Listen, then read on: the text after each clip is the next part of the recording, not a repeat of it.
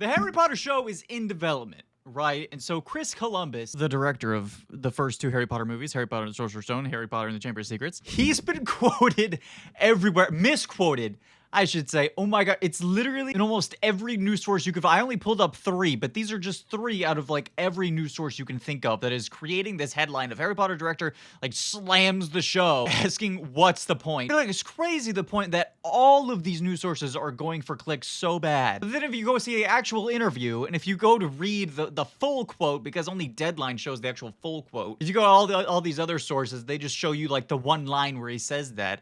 But it says the full quote, he says that in his initial reaction, part of him was like, what's the point? But then he was like, it's very flattering because they can actually just show the rest of the book rather than what the movies were able to do in 2 hours when the show has like 10 hours to show the whole books. And then there's another interview that I found where he's a little bit more articulate in talking about it. But to give a little context to it, he's initially talking about how, you know, in the set photos, we see that Hagrid is standing with Hagrid is standing with the new Harry Potter, right? To show the scale difference, they use like a giant actor, like a mask of the actor who plays Hagrid, so that way the size difference looks good on the screen, right? So this is what he says. I see this picture in the newspaper of giant Hagrid with Nick Frost's head and a new Harry Potter.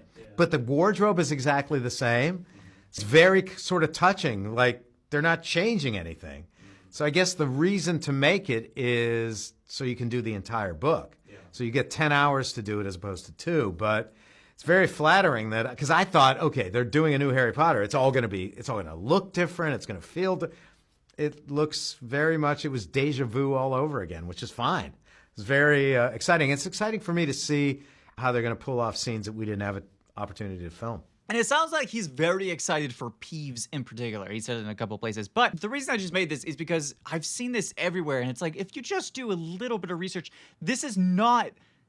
he's not like slamming the show. I mean, it's not the drama that these news sources are trying to make it out to be. But anyway, I personally am not quite that excited for the show. I have the movies and the books, and that's enough for me. But what do you guys think about the show? I think it's an interesting idea. I think, you know, for real hardcore Harry Potter fans that want a live action adaptation that's very faithful to the books, I think that might be good for them. But I've also seen that the showrunner hasn't read the books.